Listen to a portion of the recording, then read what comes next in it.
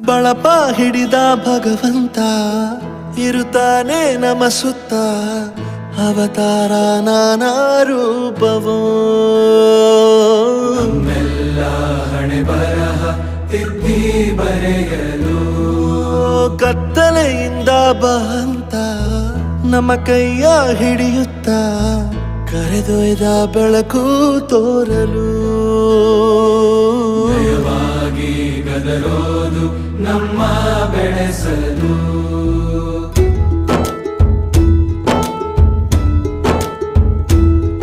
ಭಾಷೆ ಅಮೃತ ಕುಡಿಸೋ